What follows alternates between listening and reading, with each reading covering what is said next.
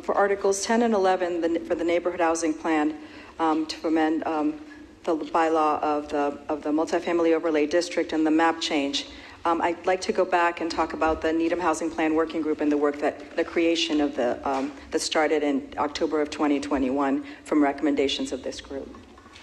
The purpose of the Needham Housing Plan Work Group was to obtain updated documentation from 2007 on demographic, economic, and housing conditions to identify priority housing needs and guide decision-making on the town's future housing agenda.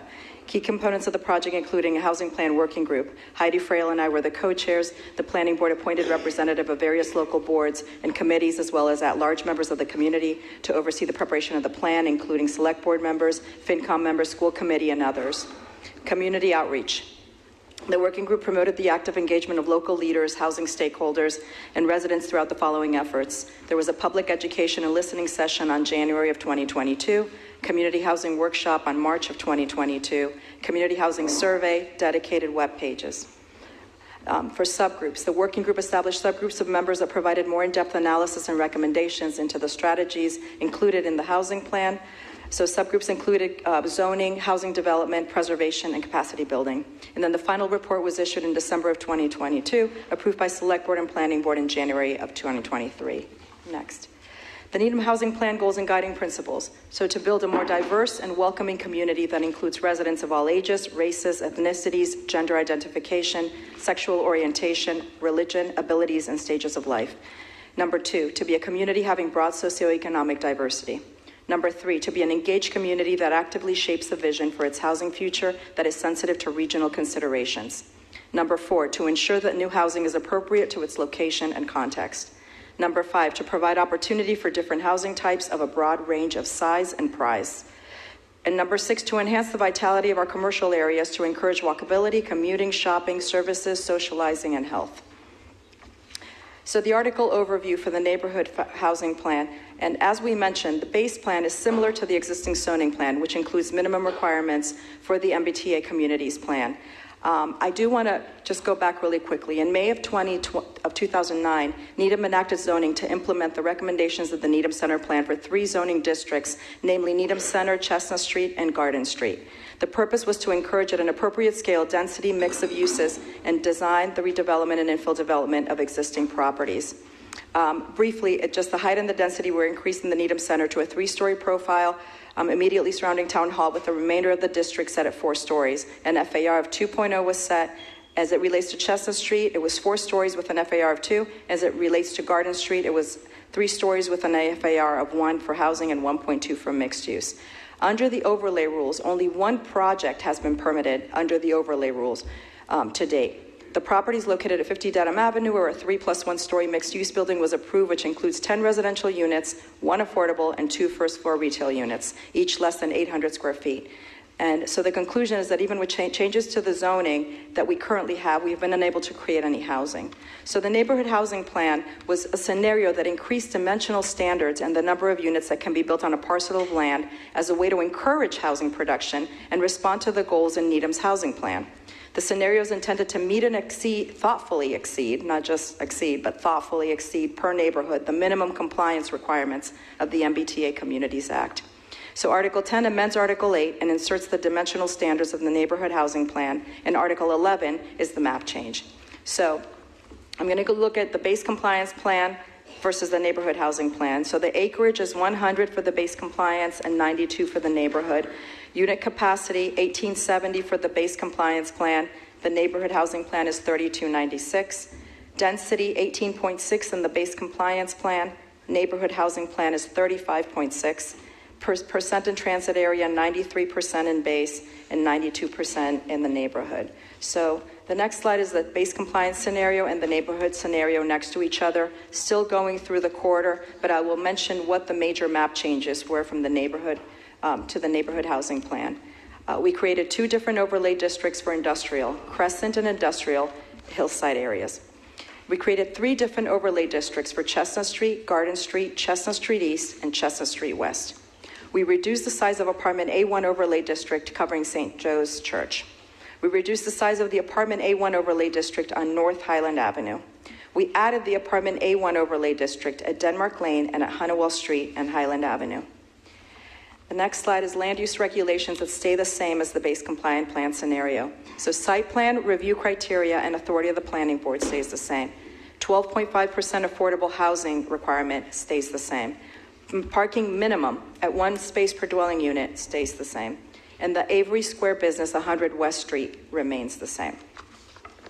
The new concepts introduced, there were dimensional standards and there are land use standards. For the dimensional standards, height is increased from 3 to 4 stories in the A1, Business, and Chestnut Street West subdistricts. The floor area ratio is increased across all subdistricts except Avery Square, with the greatest percentage change in the A1, the Business, and the Chestnut Street subdistricts. The maximum dwelling units per acre values are revised across all subdistricts except Avery Square, reflective of district goals and increased density. The land use standards, we added a half a story in Business District and Chestnut Street Business Districts to incentivize: 1 is mixed use development with first floor commercial, and 2, workforce housing for households earning between 80 to 120% of the area median income. So the next one is the neighborhood housing plan parameters, and highlighted in yellow is what changed. The height from 3 to 4 stories in A1, Business, and Chestnut Street. Floor area ratio increased: apartment A1 to 1, Business to 2, Chestnut Street to 2, East and Garden Street to 2, Hillside to 1, Crescent 0.75, and Hillside to 1. Maximum dwelling units per acre were increased: apartment A1 36, Business 48, Hillside Avenue Business 24, Crescent 24, and Industrial 24. And Business District of note is 4.5 stories or 4.5 stories allowed if commercial space on first floor or 7.5% workforce housing was included. On West Street, 4.5 stories allowed if commercial space on first floor and 7.5 workhouse housing was included. And on the East and Garden Street on Chestnut Street Business, 3.5 stories allowed if commercial space on first floor or 7.5% workhouse housing would occur. The likely build-out comparison. From the base to the neighborhood plan, Avery Squared remained at 189. Business apartment increased to 82 in the neighborhood plan. Business 111. Chestnut Street went to 137. Chestnut Street East was the first one. West from 50 to 560. Chestnut Street Garden, 33. Center Business is not applicable. Hillside Business Avenue went from 8 to 6. Industrial was in Crescent and Hillside, which were combined before. It was 79 and 91 with the neighborhood plan. The total units developed since the Needham Center Plan was implemented is 15. Base compliance plan is 411, and the neighborhood housing plan is 1288, with the majority of them being in the Chestnut Street corridor. So if we go to the actual plans, the scenario comparison of apartment A1 subdistricts: A is the Highlands, B is Rosemary, C Denmark, D Honeywell, E Charles Court. Changes is the height from 3 to 4, floor area ratio 4.5 to 1, max dwelling units 18 to 36. For the next scenario comparison, the business subdistricts, height 3 to 4 stories, floor area ratio 2.0. The max lot coverage was now NA, max dwelling units 48. Note that under the existing zoning of multifamily housing is not allowed in this district. And under the neighborhood housing plan, 4.5 stories allowed as of right if the building includes first floor commercial or 7.5% workforce housing for households between 80 to 120% AMI. A scenario comparison for Avery Square subdistricts, there's no change. That's number 13. Slide 14. Chestnut Street subdistricts, height in the stories from 3 to 4, from 3 to 3 in the east, but to 4 in the west. Floor area ratio 0.7 to 2, and then parking remains the same. So under the neighborhood housing plan, Chestnut East and Chestnut Garden Street are 3.5 stories as of right if the building includes first floor commercial or 7.5% workforce housing for households of between 80 to 120% AMI, and on the west, 4.5 stories with the same criteria. The next slide is a scenario comparison on Hillside Avenue. What changed here is the floor area ratio of 0.7 to 1, and then the maximum dwelling units per acre are 24. The next one is the scenario comparison, industrial subdistricts. What changed here was the 0.5 for the base compliance. It's on the Hillside Avenue from West Street to Rosemary, and on B is Crescent Road Industrial District. What changed FAR 0.5 to 0.75 in Crescent, 1 in Hillside, maximum dwelling units 24. And so this is what you would see in each district, which is the next slide. Which, looking at Chestnut Street East, the base height is 3, the neighborhood housing is 3.5. Chestnut Street West, base height is 3, neighborhood 4.5 because it's next to the train stations. Chestnut Street East, 3 to 3.5. Next slide. Chestnut Street West at the top, it goes from 3 to 4.5. The next slide. Chestnut Street West, the industrial over Chestnut Street West from the 3 to 4.5, but industrial apartment A1 was added from 3 to 4 stories. The next slide is industrial apartment A1. It goes from 3 to 4 stories. Chestnut Street Garden Street 3 to 3.5. The next slide is apartment A1. It goes from 3 to 4. The St. Joe's area goes from 3 in the base to not being included in the neighborhood housing business district. It goes from 3 to 4.5 stories. The next one is apartment A1 in Rosemary Lake goes from 3 to 4. And industrial Hillside, it remains at 3. And then Avery Square remains the same. The next slide, industrial Hillside, it remains the same, 3 to 3. By right, 3 in Avery Square business, 4 by special permit. Hillside Avenue business, 3 in the base, 3 in the neighborhood. A1 right next to it, it was not included in the base, but it's included in the neighborhood with 4 stories. Apartment A1 above it, it was 3 stories in the base, but it was not included in the neighborhood plan. Industrial Crescent remains 3 and 3. And apartment A1, in the next slide, goes from 3 to 4 stories. And so the planning board recommends the adoption of Articles 10 and 11. Thank you. Thank you, Ms. Espada. Discussing the recommendation of the Finance Committee, Mr. John Connolly.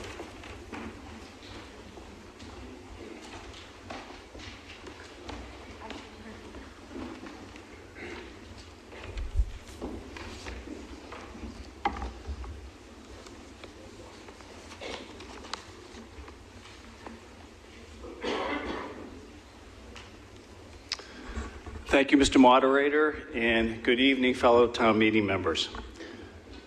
The Finance Committee voted not to recommend adoption of Articles 10 and 11, which seek to further amend the new zoning bylaws, which this special town meeting just passed a few minutes ago, bringing the town into full compliance with the MBTA Communities Act.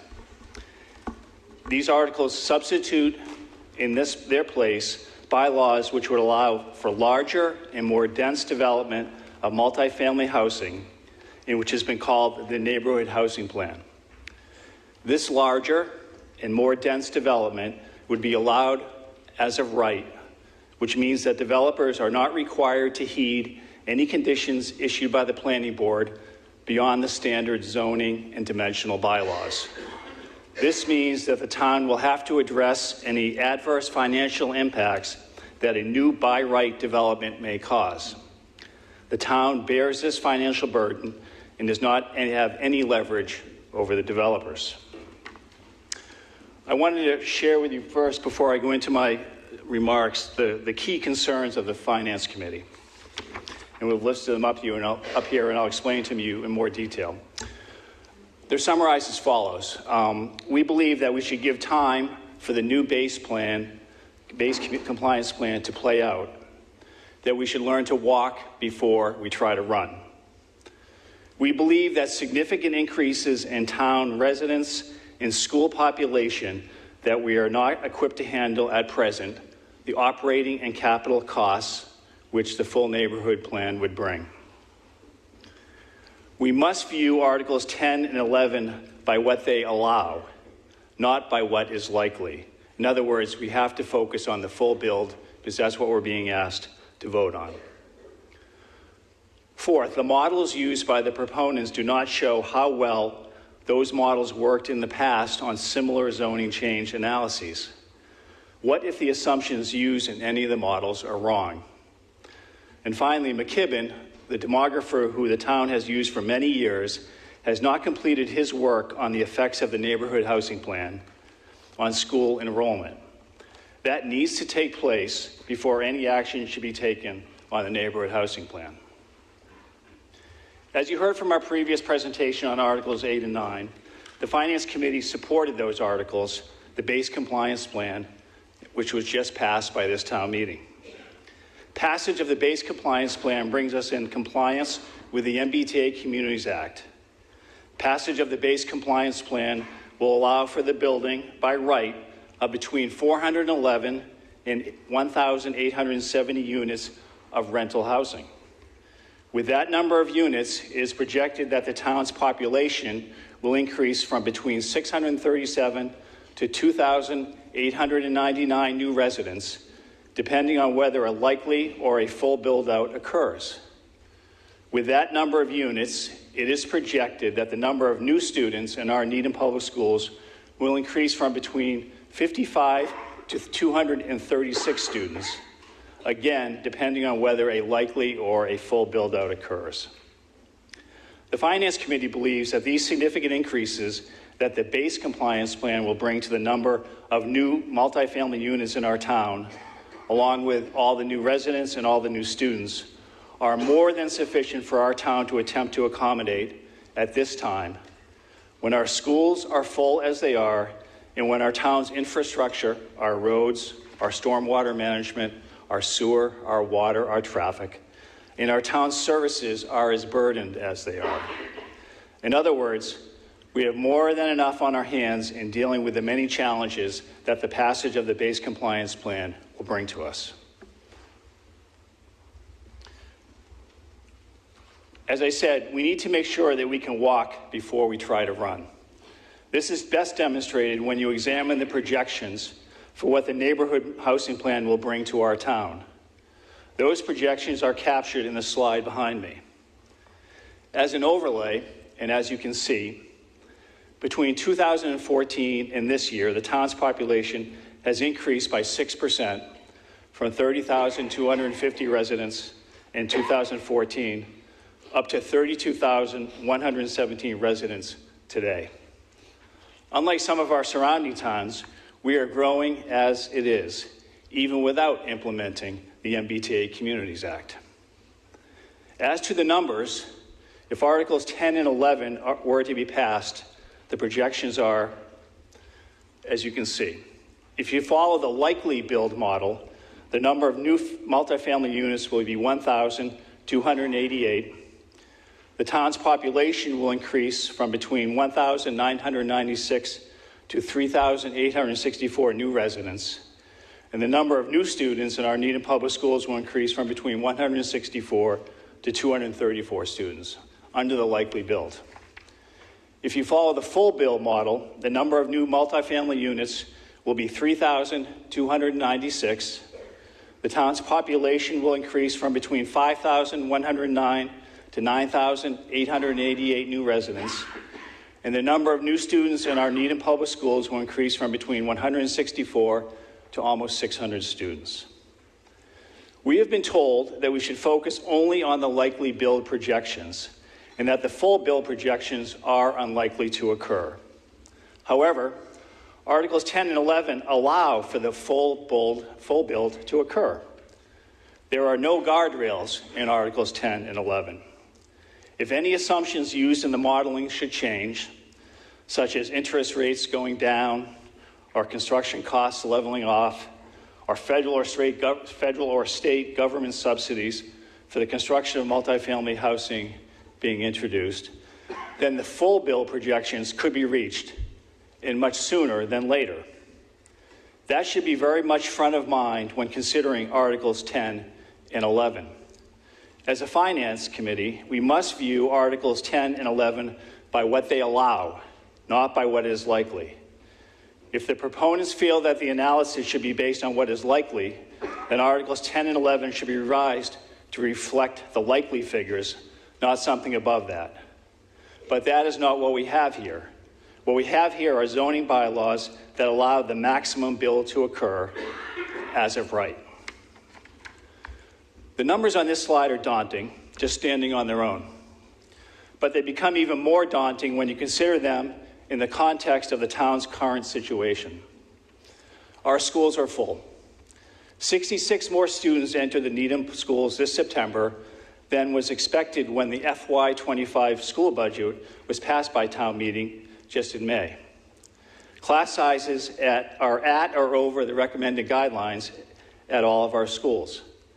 The school master plan, which calls for renovations at the Pollard Middle School, following by renovating High Rock School for it to become the town's 6th elementary school after it serves as temporary space for Mitchell School, and then followed by the demolition and building of a new Mitchell School, has a projected cost of over $440 million and will take well over 10 years to complete. Under the current school master plan, we will not have any additional elementary space in our schools for almost 10 years, which is well after when new students are expected to arrive through these zoning articles. The school master plan was put together several years ago when the MBTA Communities Act was not in place. The already passed base compliance plan is going to require us to relook at the school master plan, most likely resulting in a more expansive and expensive plan to increase our school spaces. Passage of the neighborhood housing plan will only increase the expanse and the expense. And even then, the timing doesn't work. The new students will arrive well before the school master plan is completed. Our present school facilities cannot accommodate the number of new students projected under either the likely or fill-build scenarios in the neighborhood housing plan. Like this town meeting, the Finance Committee was given much information on the extensive analysis and modeling that went into Articles 10 and 11. We appreciate and we respect all of the work that was done. Still, there were several things that made us pause. First, while assumptions on construction costs and property values were shared, there were no data points about the model's past performance or its success in predicting similar outcomes over time. The impact of zoning changes in driving developments was not supported with any historical data or examples of communities where the model met, exceeded, or underperformed expectations following similar zoning changes.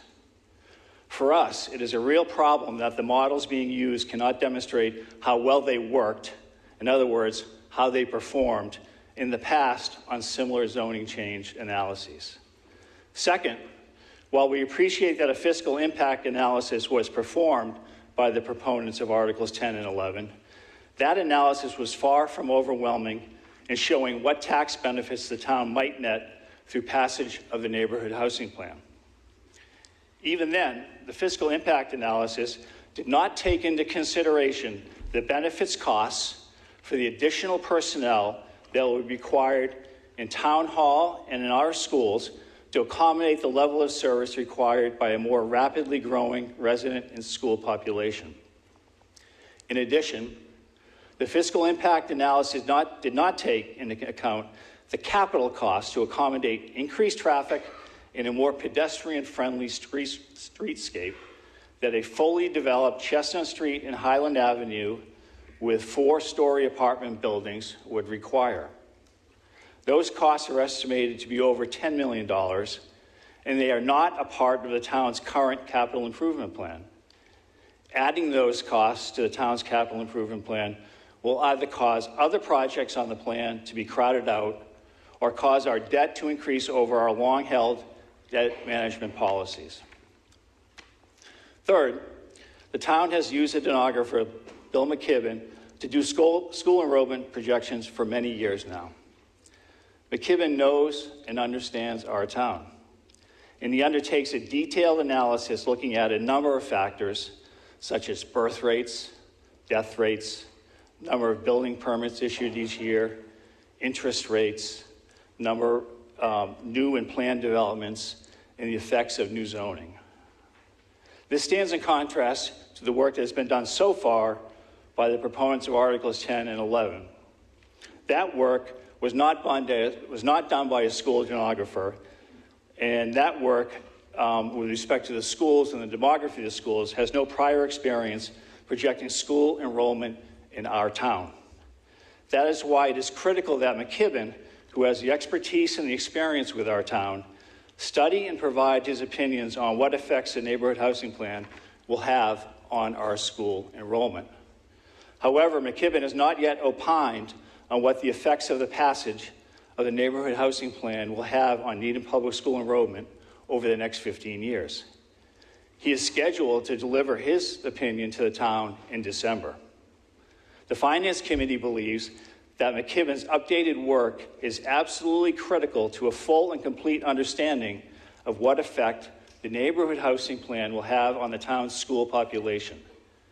In our view, moving forward to pass the neighborhood housing plan at this time without that critical information from our school demographer is unwise and extremely risky. The Finance Committee recognizes and respects the incredible amount of time and hard and good work that the Home Committee and the Planning Board have put into Articles 8, 9, 10, and 11. The Finance Committee also recognizes and respects the many residents and business owners who have advocated for passage of both the base compliance plan and the neighborhood housing plan. We understand that creating more housing options in Needham is a critical goal, albeit a goal that our town cannot solve all by itself. We believe that the best next step for the entire town at this time is to move forward with the base compliance plan and to not layer on top of it the much more dense and much more populous neighborhood housing plan. Our town has many other programs to address specific housing needs and concerns. These can be done thoughtfully, with appropriate committees, resident input and planning, and with town oversight and control. The neighborhood housing plan gives us a way by right, and the town has to bear the resulting costs. There are other housing options to explore and other housing programs and situations to consider. Let's do that before we commit our town to a full-build multifamily housing program that still has many unanswered questions and that will place tremendous strain on our operating and capital budgets that are already under high stress. For all these reasons, the Finance Committee recommends that Articles 10 and 11 not be adopted by this town meeting. Thank you, Mr. Moderator. Thank you, Mr. Connolly. Again, two items on the floor, town meeting, both motions to amend, one in the form of Article 10, one in the form of Article 11. Delivering the recommendation on the motions to amend of the Select Board, Ms. Frail. Good evening again. Thank you, Mr. Moderator, and town meeting members, and thank you especially to the Planning Board for their work, and particularly close to my heart, all the members of the Home Committee who did so much work. Needham has studied housing and its lack for a long time. We got to the neighborhood plan by studying what we have done in the past. In 2007, Needham performed a housing study that indicated a lack of housing diversity and availability. In response, in 2009, rezoning in Needham Center and Chestnut Street increased possible building heights up to 4 stories and made other changes to encourage development.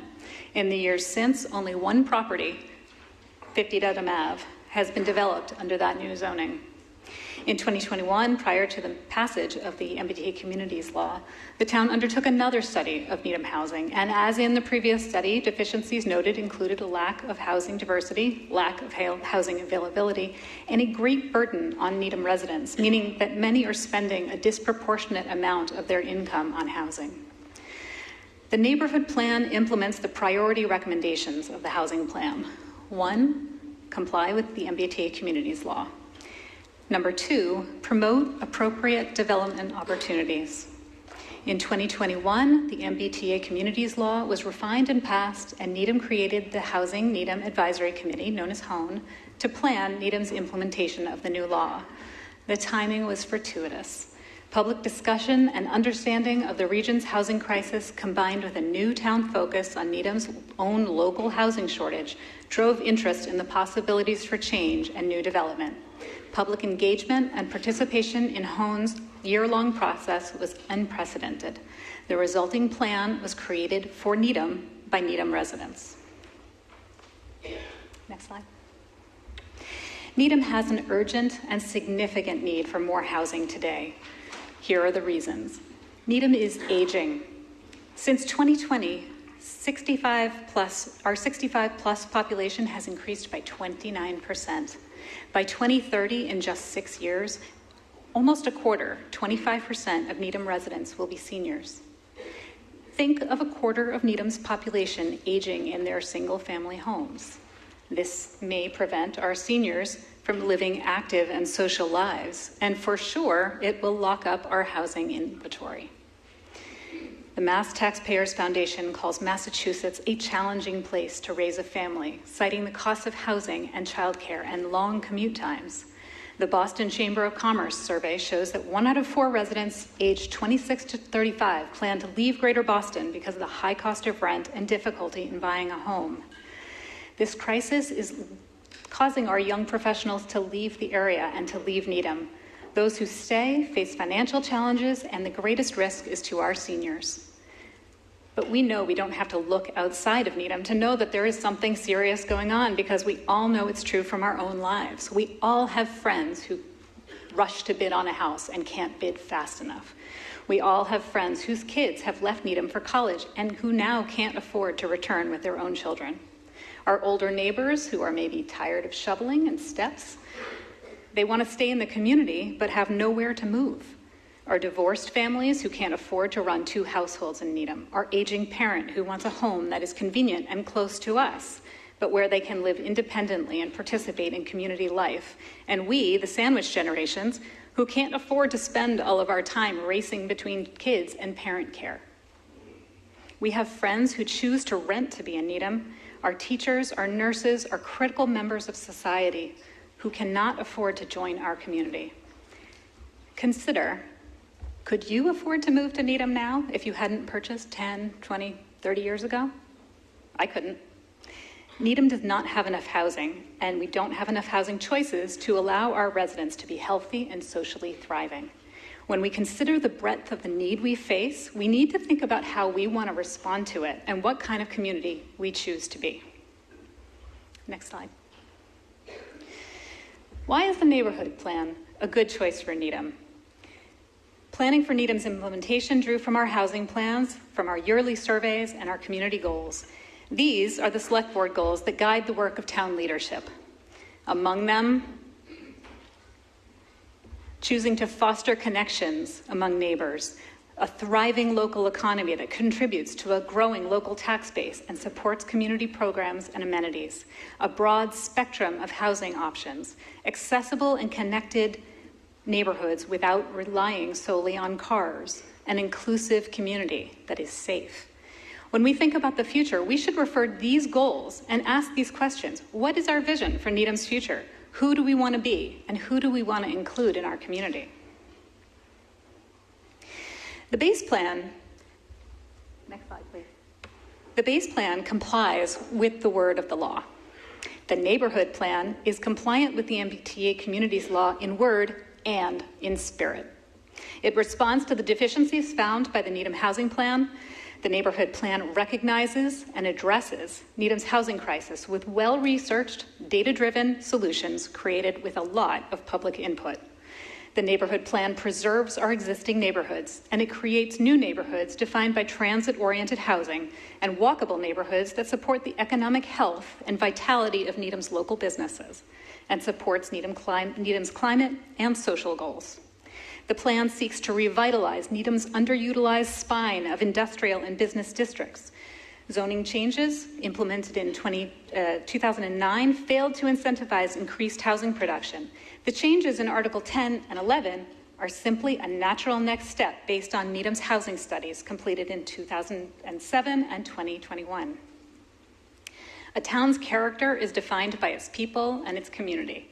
Multifamily housing is already part of Needham's housing inventory. The neighborhood plan allows for more multifamily development opportunities, and it is supported by Needham, including by town groups like the League of Women Voters of Needham, Green Needham, the Needham Housing Authority, and the Needham Housing Coalition. Next slide. The Needham housing plan, the neighborhood housing plan rather, benefits the town by providing tax revenue that will cover municipal services, while new resident spending will increase the economic activity in town. It gives our residents choices for home style and location, while potentially freeing housing inventory for others. Foot traffic and density help make our town centers vibrant and foster community by creating neighborhoods where residents can walk to amenities like healthcare, shopping, and dining. Next slide. Those familiar with the business of construction and development, including the consultants working on this plan, town committees like the Council of Economic Advisors, and regional groups like the Charles River Chamber of Commerce, not to mention the more than 35 Needham businesses who support the neighborhood plan, support the plan, but acknowledge that this development will take many years to come about. The challenge of small parcel sizes, individual ownership and land costs, loss of income, development costs, and interest rates combine to make new development nearly serendipitous and not at all guaranteed. Despite estimates that project that a full build-out could take 20 years, the town, in its very cautious and endearing way, has used a 10-year timeline in which to plan for potential growth. This timeline allows for growth and adjustments in capital planning and in school planning. When new units come online, the town departments and the school department monitor and adapt. Next slide. The analysis on the screen incorporates nearly twice the number of kids projected in the modeling. We would expect 164 in our likely build-out scenario, but we're doing our planning with 306, just to make sure. In similar fashion, as I mentioned, the timeline has been condensed from 20 years to 10. Altogether, this makes for an extremely cautious projection for how well the resulting new students would fit into our current and future buildings. And in fact, these numbers have been approved by the school demographer, Bill McKibben. When we talk about the future like this, we do have to talk about managing risk. The town has made extremely cautious projections with data-driven analysis of all facets of the development issues. The Select Board understands and shares the desire to protect our phenomenal school system. It's what brought many of us to Needham in the first place. However, we are fortunate to have capital plans in place. We have incredible professionals who are subject matter experts to work on this planning with us. Planning can be adjusted as the time horizon grows closer. We can move forward and plan, and we can adjust. We can care for our school population and help grow our housing stock for the entire town's benefit. We can take care of our kids and take care of our seniors. It will take work and vigilance, but this is something that we can and should do. Next slide. The neighborhood plan is anticipated to have economic benefits for Needham, which support our goal of being economically vital. New property tax will support town and school services. Small and large employers, including the town of Needham, will have an increased ability to attract and retain a local workforce. Construction and ongoing jobs will persist, especially in mixed-use developments. Retail businesses will have the support of increased foot traffic in the center and the Heights, and we can anticipate new spending by residents in Needham's local economy and in the region. The more attractive people find Needham, the more desirable Needham becomes. Walkable neighborhoods are in high demand and can add to the desirability of adjacent neighborhoods. Reports from MIT, Harvard, the Metropolitan Area Planning Council, and others conclude that multifamily housing development has no detrimental effect on single-family home values. The neighborhood plan is anticipated to have a net positive tax revenue in both the likely build-out and full build-out scenarios, and net positive fiscal impact along with a boost in CPA funds. And this, a note of thanks to the Finance Committee for pointing out our oversight in not including benefits. We have since run that analysis. Including benefits will add $250 per unit to the unit cost, and this does not change the determination of a net positive fiscal impact. Next slide.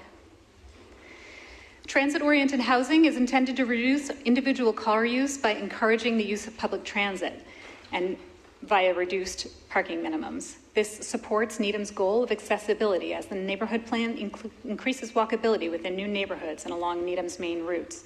There have been traffic studies done, most notably by GPI just recently, based on the neighborhood plan likely build scenario, and it finds that with mitigation of 9 intersections, traffic should remain at a reasonable level, and 7 of those intersections are already on the town's capital plan. Town meeting's previous vote to approve compliance has ensured that Needham will have continued access to state and federal funding that may assist us with the Highland Ave project and other projects that will protect the usability and accessibility of our streets and infrastructure. The Mobility Planning and Coordination Committee support the Neighborhood Housing Plan. Next slide. The neighborhood plan is supported by the Climate Action Committee and Green Needham because the neighborhood plan supports Needham's goal of being environmentally sustainable. New buildings will be created according to the specialized building code already approved by town meeting. Properties will comply with current and updated stormwater management code and stormwater bylaws. And as most of the Needham's MBTA zone is redevelopment, the water and sewer infrastructure is already in place. Next slide, please. So what is the consequence of inaction? It's not something we talk about a lot. People often say, let's wait and see. Why move further than the law requires? Zoning passed in 2009 allowed greater height and density than allowed by the base compliance plan. The compliance plan should most accurately be seen as an inventory of existing housing rather than a plan to produce more housing, with the exception of those units at 100 West. While it allows for new housing, we know that the same number of units are currently available under the existing zoning and overlays. We've waited and we've seen that our existing zoning and the base compliance plan will not produce a lot of development. We know what the alternative looks like because we're already living it. Workers are hard to retain and hire. This affects all of our businesses, small and large. Retail businesses do not thrive without foot traffic. We know that businesses have left Needham for greener pastures. Building owners prefer reliable tenants. This is one of the causes of the proliferation of banks in our streetscape. Lack of housing variety creates a barrier for people to stay in Needham and move to Needham, which causes the loss of intergenerational families within town. Without housing diversity, we create barriers to social, active, and productive aging, and increase the cost of housing for all. We can plan for it, we can monitor it, and we can mitigate it with thoughtful process and oversight while we face dynamic variables. But leadership means meeting the urgency and acting rather than delaying decisions while we search for information that isn't available yet and will only be available in the future.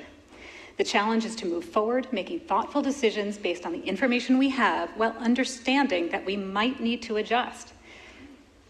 The next step towards Needham's future is the neighborhood housing plan. We can act now to shape the future we want for Needham. Next slide. The Select Board's vision is one in which Needham is a safe and welcoming town that more people are proud to call home. The Select Board recommends adoption of Articles 10 and 11. Thank you. Thank you, Ms. Frail.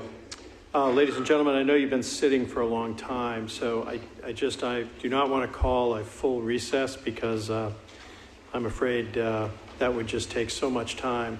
But I'd like to take a brief recess to allow you to sort of stretch in place, and if someone needs to go to the restroom, please do, with just a couple of minutes.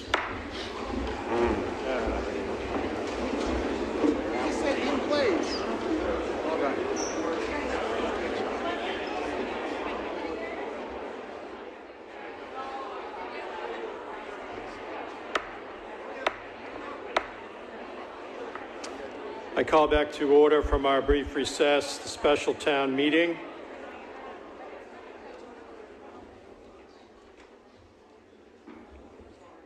We are in the midst of a discussion of 2 motions to amend. The content of those motions to amend are reflected in Articles 10 and 11 in your warrant. Presentations concluded. The motions to amend are on the floor and open for discussion. Discussion in the motions to amend under Articles 10 and 11. Yes.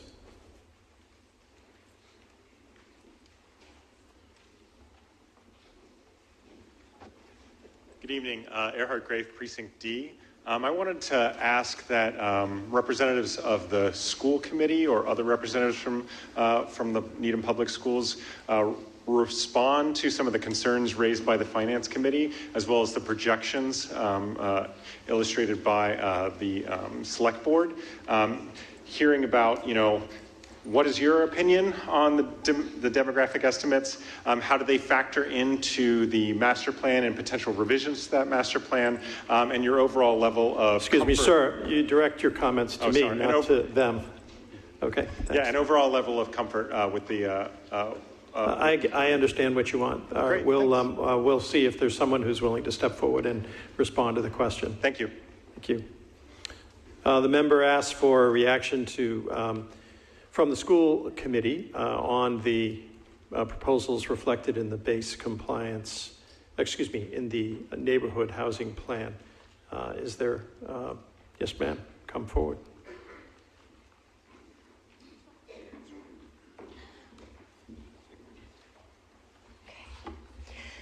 Thank you, Mr. Moderator, and good evening, fellow town meeting members. My name is Liz Lee, and I'm the current school committee chair. When I spoke before you in May, I described the school committee's work of both preparing our students for a rapidly changing world and meeting the needs of every student in an increasingly diverse world. The school master plan to rebuild Pollard and Mitchell is key to meeting these goals. In May, I also shared that the school committee, in conjunction with the town manager, the select board, and the PPBC, have used the ongoing school master plan to strategically plan for the anticipated growth of our school-age population. The projections of student enrollment forecasted for the MBTA Communities Act reflect the decades of experience of the professionals and consultants that we work with. As Heidi Frail has mentioned, this data already reflects an increase in the numbers, a buffer, a worst-case scenario. RKG has over 40 years in the field and consulted with the town. McKibben Demographics has nearly 35 years experience and has partnered with the school district over many years. We have confidence in their work. Because the preferred school master plan creates flexibility in school spaces, it is also critical to Needham's ability to successfully implement the MBTA Communities Act. With the town's commitment to the school master plan, town meeting can opt for the base plan or the neighborhood plan, and the schools will be able to absorb incoming students in the likely build scenario. You may ask, how precisely does that work? So I've prepared a detailed example, and I invite you to come down the rabbit hole with me. So suppose we receive 100 students who are new to Needham over one summer. And when I say new to Needham, they're coming from outside, they're not moving within our district. And just to say that according to the data that we have, that is actually not a likely event to happen. But let's, for the sake of argument, say that it does. So of these 100 students, 20% would end up going to private school because 20% of our student population attends private school instead of public school. That leaves us with 80 students. Of these 80 students, a typical breakdown looks like this. 47% of incoming students land in the elementary school. So out of those 80, 37 would go into elementary. 23% typically land at middle school, so that would be 18 students. 30% land at the high school, that's 24 students. If we go further, in the elementary scenario, those 37 students would be spread ideally across 5 schools. That ends up being 7.5 students at each school. And those 7.5 students would be spread across the 6 grades that we have in each of our elementary schools. And that would be 1 and a little bit of a student at each grade level. So I want to be clear that that's not 1 extra student per class, but 1 student across, for example, the entire 1st grade or the entire 4th grade. Turning to middle school, these 18 students would ideally break down into groups of 6. 6 for 6th grade, 6 for 7th grade, 6 for 8th grade. Most students in the middle school with those numbers coming in would not notice a difference. Same at high school. If you have 24 students coming in across 4 grades, loosely 6 at each grade level, they're coming into class sizes of 350 to 400 students.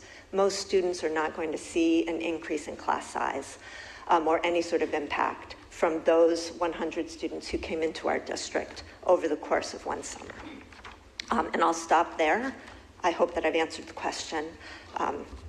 Thank you, Mr. Moderator. Thank you, Ms. Lee. Discussion? Yes.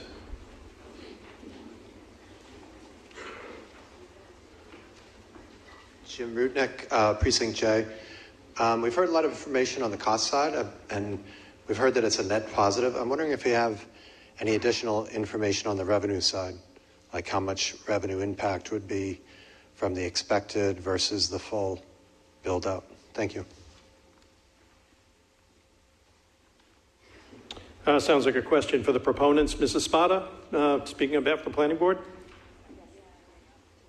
May I have Ms. Frail in a second be able to respond? I'm sorry, I can't hear you.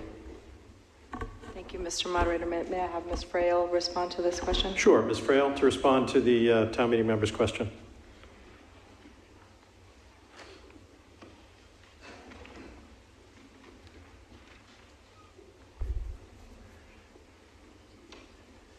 Why don't you take some time to work on that, and we can hold that question, Mr. Rudnick. We'll come back to it, okay, when they're ready. Discussion on the 2 motions to amend. Yes, in the back. Thank you, Mr. Moderator. Rob Dangle, Precinct A. I had a follow-up question about the burden on the school system.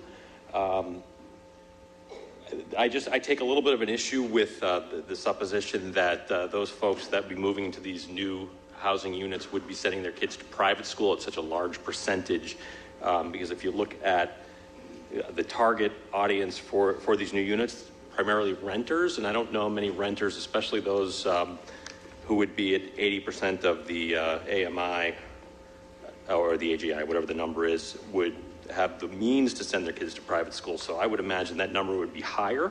Also, a question, again, to the school committee, if possible, has any analysis been done on the effect of special education expenses increasing? Because people are going to rightfully want to move to Needham because we have an excellent special education reputation here, and I would imagine that would be a big draw of people to move to some of these more affordable units. So I just question whether we've done some analysis on the financial impact, because those kids on special education, a lot of them are here.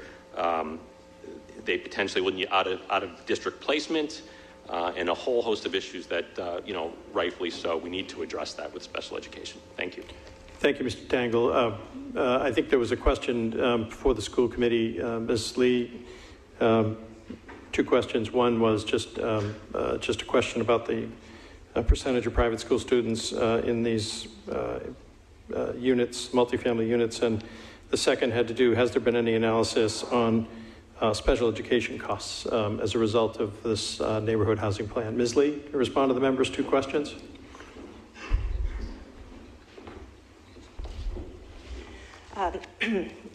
Yes. So first of all, over quite a long time in Needham, when new students come into the district, the number or the percentage of folks going into private schools hovers around 20%. However, if we use our hypothetical 100 students, and that was not the case for this group, we would be distributing 20 more students across 7 schools. And again, that impact really isn't that much greater than the scenario I already described. As for special education, we deal with special education expenses on a year-to-year basis through the budget. Every year we look and see what we have and we put in a budget request. Is it possible that there could be an increase in special education? Of course. And we would deal with that in the same way that we always have. So I hope that that gave enough information, but thank you very much. Thank you, Ms. Lee. Ms. Fraley, you ready to answer the question? So the question from the town meeting member, Mr. Rudnick, had to do with, has there been an analysis of the revenue impact of the neighborhood housing plan as opposed to the expense burden associated with it? Ms. Fraley, to respond to the member's question. Yes, thank you for the question, and thank you, Mr. Moderator. Before I get to the answer to the member's question, I do want to mention that the fiscal impact analysis done on our school side did include the cost of special education costs relevant to the number of children that we expect as provided by Chair Lee. With regard to the property tax expected, the likely build-out scenario would likely generate $2.64 million in property tax. Additional funds might include CPA funds and excise tax for the town. Thank you. Thank you, Ms. Fraley. Discussion? Yes, sir.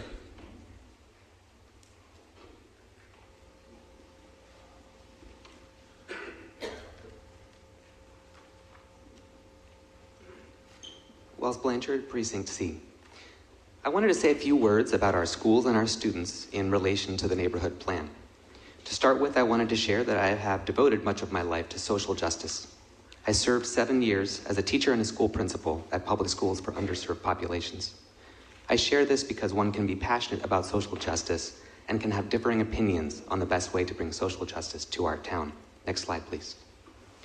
I agree with all those that say the housing crisis is a big problem and something we are called upon to help with.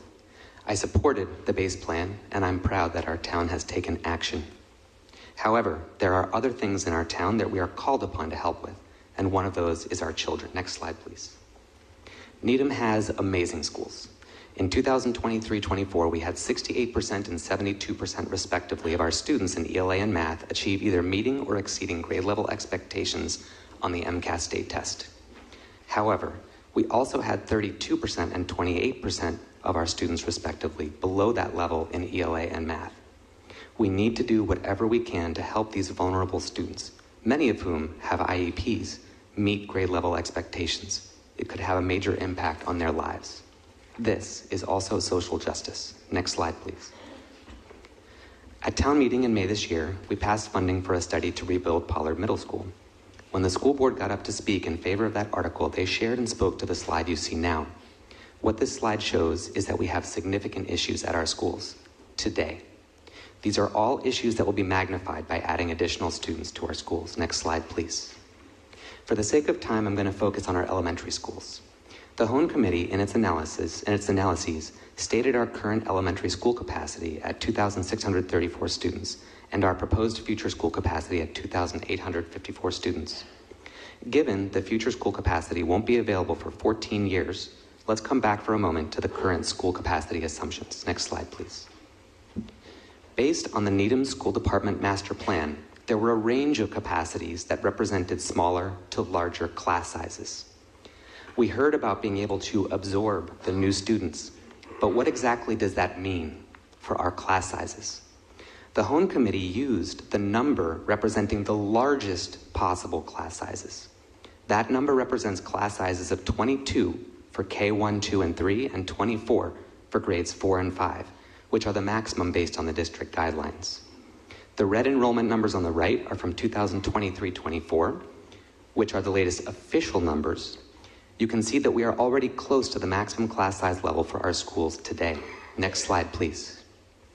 This slide, using the Hone Committee numbers for base and neighborhood likely enrollment numbers, shows that under the neighborhood plan likely scenario, not the full build, just the likely scenario, the enrollment is going to far exceed our capacity, causing class sizes that exceed the maximum.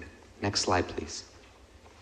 There are major implications for our students with class sizes as large as they are today, and with class sizes that will be significantly higher under the neighborhood plan. I wanted to share some words from Mrs. Jelinas, a much beloved teacher that taught in Needham for 30 years and retired this year. These are quotes from Ms. Jelinas' email to me. Next slide, please. I'm absolutely all in when it comes to small class sizes. It impacts students and teachers extremely positively when classes are 16 to 17 versus 20 to 22. I've taught classes of all these sizes, even classes as small as 9 when we returned from COVID. Even with seeing that very small number of students every other week, usual growth occurred due to so much more one-on-one time that I was able to spend with individual students. I know class sizes will never be that again, but to have classes at 16 or 17 still allows for much more individualized instruction. When you take away 5 conferences and progress reports and just 5 more families to communicate with, it's quite a big reduction on teacher workload. There is a ton of research out there regarding the benefits of small class sizes. Hope this helps. I really appreciate you reaching out and educating yourself and others, hopefully, on these benefits. I hate to think that class sizes are going to increase in Needham. Next slide, please. In conclusion, I urge us not to pass the neighborhood plan for the good of all of our students, but especially those in most need of help and one-on-one attention from our beloved teachers. Thank you. Thank you, Mr. Blanchard. Before I return to discussion, I neglected to share attendance with you tonight, which the town clerk provided with during our brief recess. 218 present, 32 absent.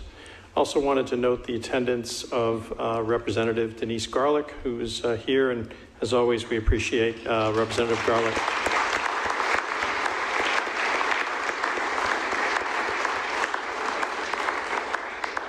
Thank you. Discussion. Mr. Bailey.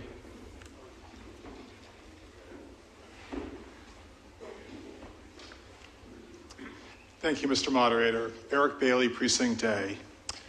I've been a Needham resident for a little over 25 years. It's not the same town I moved into. It's better in every way. Needham has a habit of doing the right thing. We were the first to pass a 21-plus tobacco law, first in the country. We were leaders. Let's do it again. Those of you at the third Hone meeting heard 2 very eloquent Needham High juniors talking about exactly what Ms. Frail talked about, how they wanted, after graduating college, to be able to come back to Needham. Let's do the right thing. Let's be leaders. I strongly support the neighborhood plan. Thank you. Thank you, Mr. Bailey. There were some residents, registered voters that wished to speak, and I wanted to call on, in the far corner, sir? Yes. Why don't you come forward and identify yourself?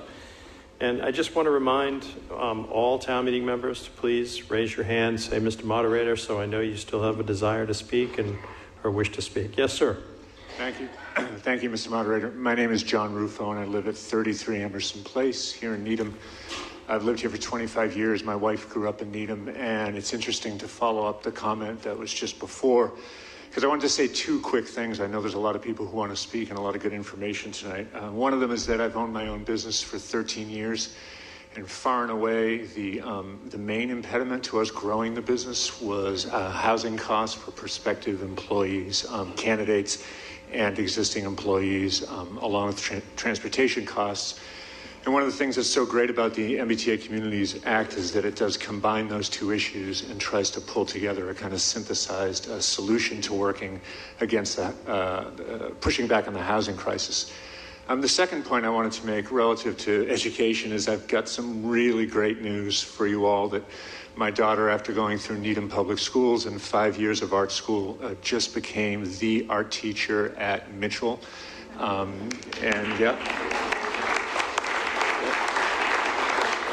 We're very proud of her. She's the art teacher at Mitchell in Needham. And where does she live? Somerville.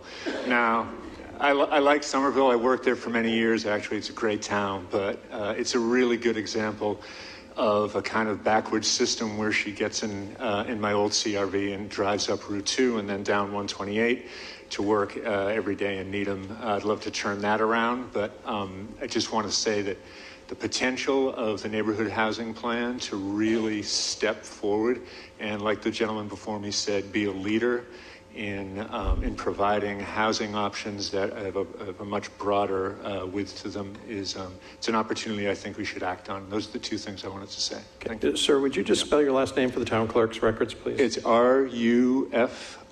That's F as in Frank. Thank you. Thanks. Discussion? Yes. Yes.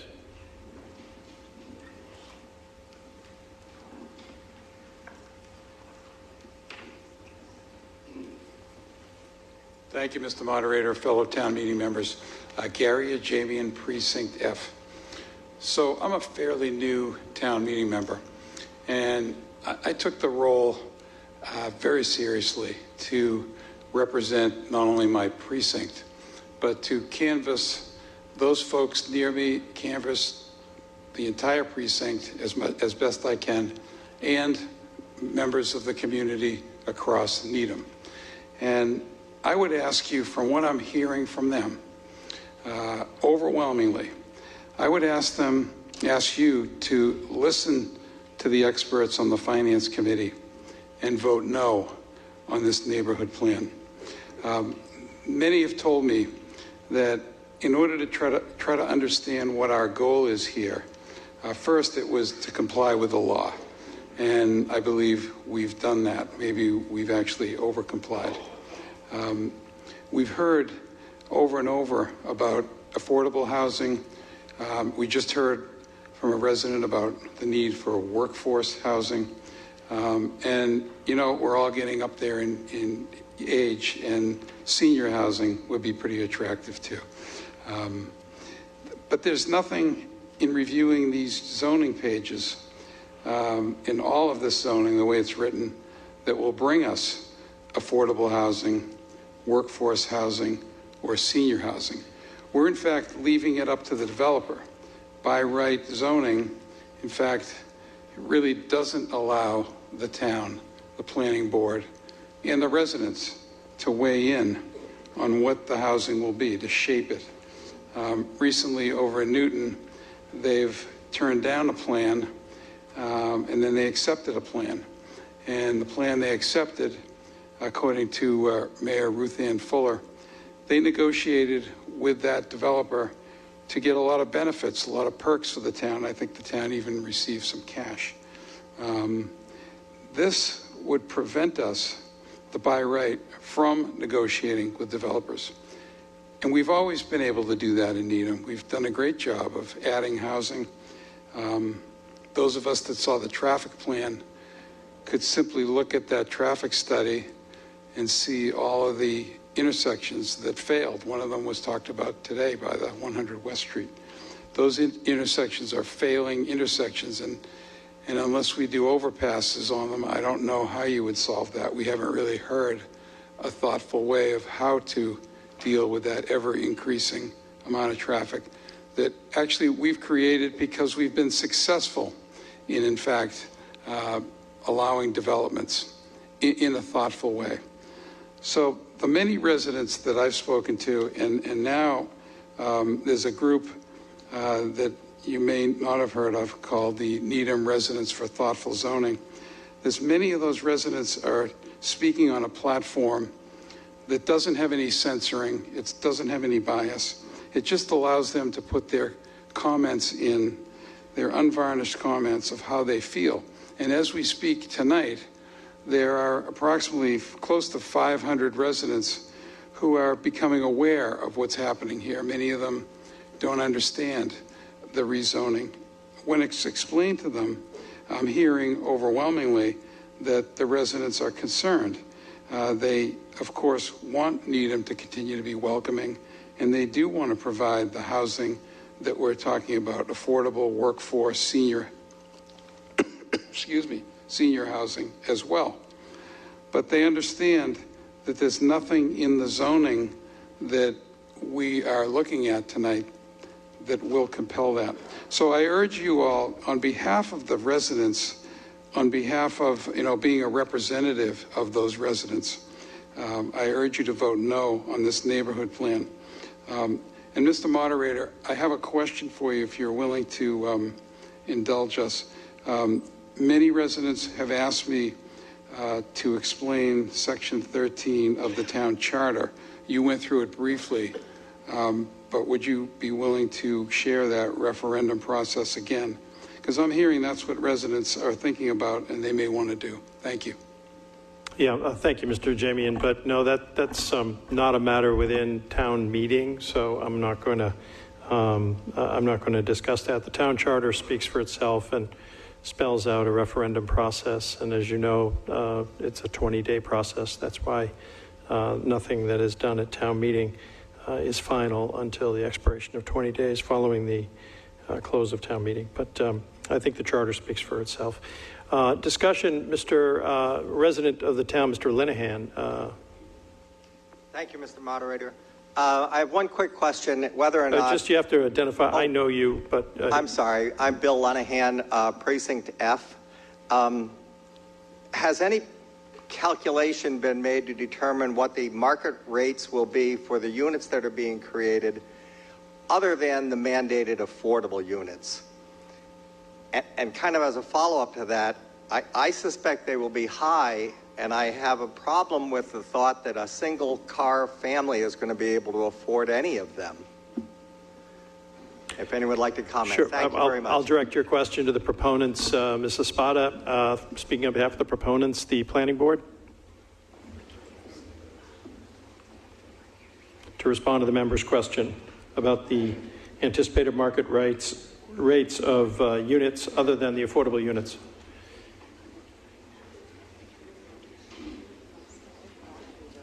Ms. Espada, to respond. Yeah, Mr. Moderator, Heidi Frail, may she speak? Ms. Frail, yes, of course. At the request of the planning board, Ms. Frail, member of the select board. So I want to point out that this is a supply law. This is not an affordable housing law. The intention here is to increase the supply of housing, which in theory, if done appropriately and responsibly by all communities affected, would increase the supply of housing, reducing demand, and then theoretically dropping prices. Currently, market rates are, like at Kendrick and Modera, are $3,500 to $4,500 per month. It's impossible, I think, at least for me, to tell you what the market rate might be in 4 years when we anticipate, some of these housing developments might first come online. So what I would say is market rate is market rate, whatever the market determines. As far as the parking, I think that there are folks who will find a transit-oriented housing development to be quite appealing in that they don't have to have more than one car to get around. So I think there are lots of folks who will find that to be a benefit and not a drawback. Thank you. Thank you, Ms. Frail. Discussion?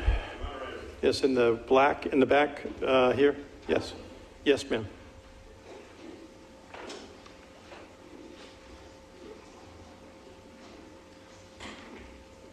Hello, welcome. I'm Lisa Elcock from 838 Webster Street. I'm speaking here tonight as a resident.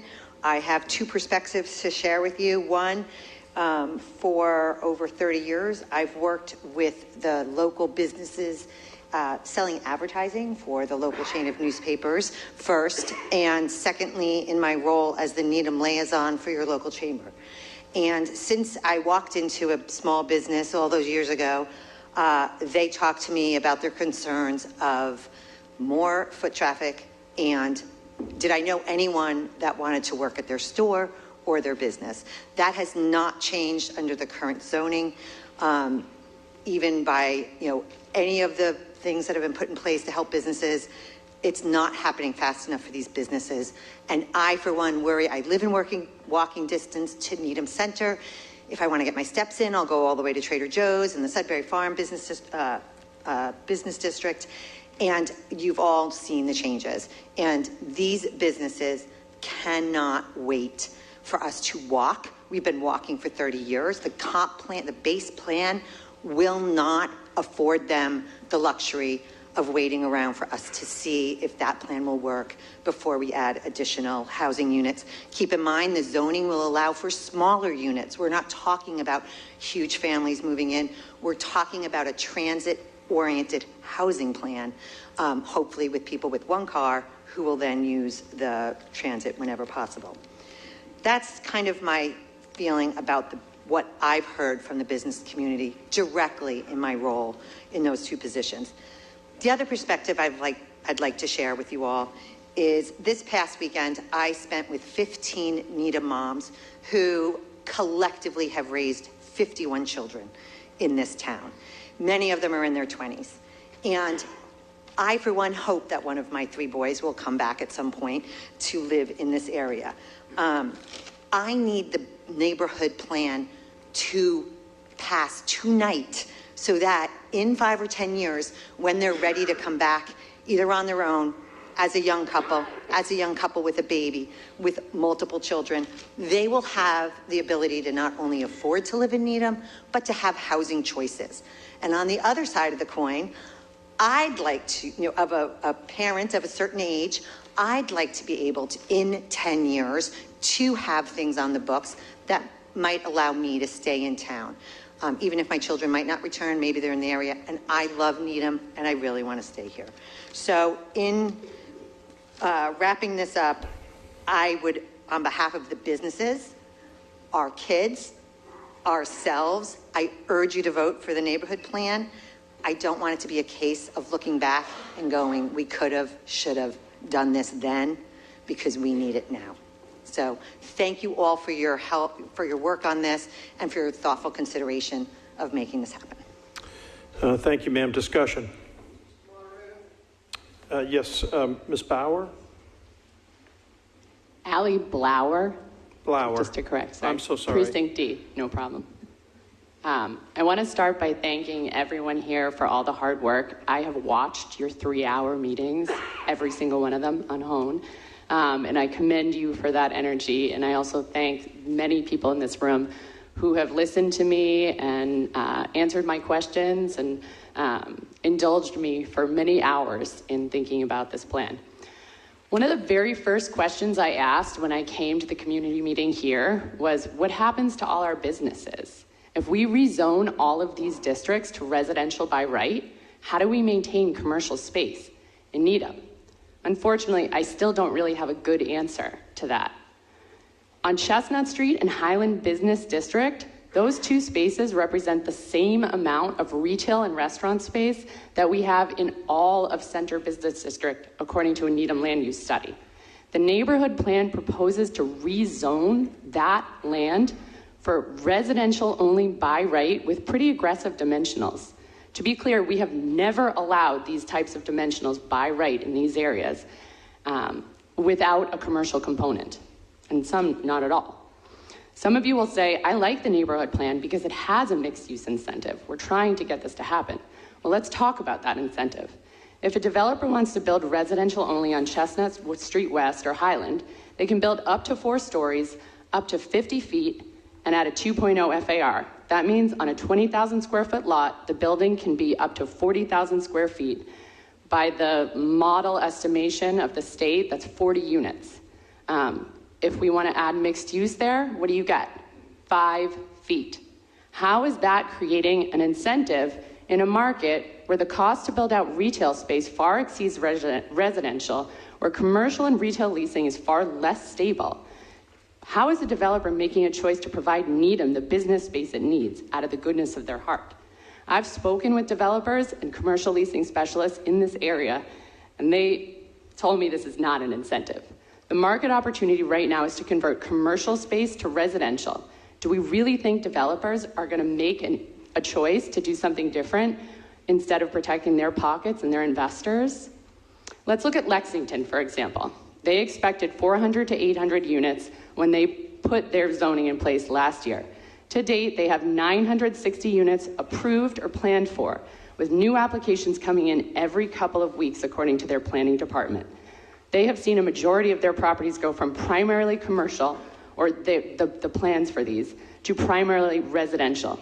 Lexington was extremely worried about this effect, actually, and built in a mixed-use incentive of an additional 12 to 20 feet and up to 2 stories more. So they had 40 feet by right residential, and they allowed up to 60 feet in their business district. They have seen the majority of their projects take the lower heights and the less stories to plan for residential only. The few properties that are choosing to do mixed use so far have noted that they did so at the behest of the planning board. I've heard the business community speak a lot tonight, and I hear you, and I think that we can do both. We can add housing while still protecting business space. Because what happens if we lose the business space in these stretches? What happens to the rents for the businesses that want to stay here? How is that sustainable? I've also heard, don't worry, none of this is likely to get built. But in Lexington, we've seen a lot of smaller parcels develop. Over half of the projects are for under 50 unit buildings. We've seen aggregation of 3 or 4 lots with 3 or 4 or multiple different owners on much smaller properties that they didn't anticipate. They did not expect that the market demand was what they are seeing. Also, the vast majority of acreage that we're talking about, the likelihood of build out is on Chestnut Street. I've heard that there's a lot of parking lots on Chestnut Street, but I live in Precinct D, and my constituents go to Needham Dance Theater, Reveler Beverage, Sweet Tomatoes, Dunkin' Donuts, Dragon Chef, Needham Day Spa, Holly Cleaners, Costas, Ray's New Garden, just to name a few. Are we ready to say goodbye to these businesses? Maybe we're underestimating market demand to convert commercial space to residential only. We have never, as a reminder, allowed this to happen. And as you learned earlier, there is no going back on this plan. I'm proposing that tonight we decide to add to our list. I know that we have plans. We gave funding last town meeting to allow for the planning department to do more zoning. We're going to look at Center Business District.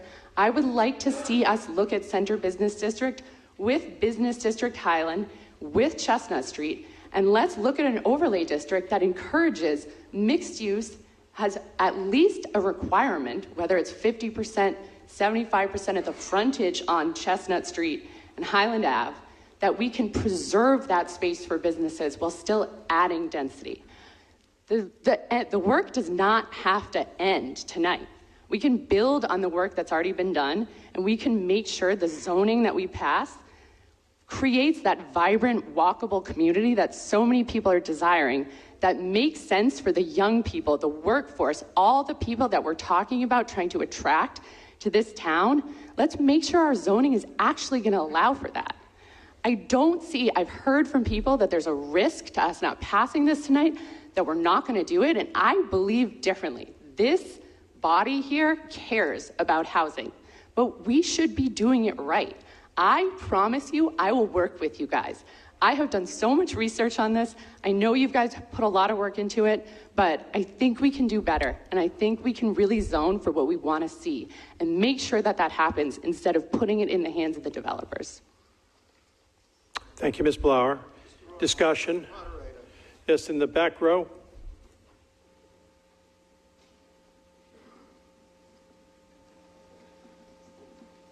Hi, I'm Igor Muchnik, District I. Sorry, could you just repeat your name for the town clerk again? Igor Muchnik. And could you just spell your last name, sir? Moochnick. Thank you very much. We just need to have accurate records. And your address, is that your address, you said? 10 Hazelton Avenue. Excellent. Yes, please proceed. I want to recognize fellow town members and all the committees that did this incredible work, but I want to share a couple of perspectives from my family. My daughter just graduated Needham High School, and she's a shy student. She struggled every day to find friends with overcrowded classes and attention. She was struggling to get attention from the teachers. So it's happening today. So when I hear that we want to increase the student population and nothing bad will happen, it's happening today on a daily basis. So I recognize all the incredible work that the committee has made, but I'm questioning the interpretations of those numbers. So if one side was saying that we want to attract all the young families on one side and saying that they potentially will be public transportation users, I didn't hear any plans, and I would like to understand from the committees, I didn't hear any plans on how the public transportation will work here, how it will improve, how it will increase, what public transportation we're actually talking about. Except the MBTA train, I don't really see any plans on public transportation. So we're saying that we'll want to bring younger families and incentivize younger families to come in. Are you actually seeing what's happening in Needham in the housing? Look at all of those mansions that we're building. They're beautiful, they're incredible, but the prices, they're bringing prices up. When we're bringing more units for the developers that they can by right decide what they're going to do, and I will want to echo the financial committee and the previous speakers, the developers will make the higher return on investment, which would be a high quality, high grade housing, which will be selling on the very, very high prices, which will not bring families that we want to bring, that will be a single family public transportation families. It will be multi-car families. And I heard actually that, oh, we're going to get less than one car per parking.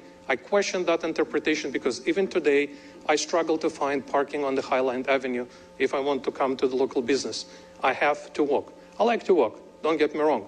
But I want to see more houses spread and not concentrated in the central traffic area, which is already overpopulated. I want to ask the members of this body to listen to the financial committee statement. It was very eloquent and important to understand that we should stay on the side of caution. So I want to actually stress that it's very dangerous to say that nothing bad will happen if we're giving by right developers to build very high quality, which is great. We have a great town. We are actually a spillover from Newton, maybe we can say. They are overpopulated there, and we're bringing the same problems here. Thank you. Thank you, sir. Discussion. Mr. Smart.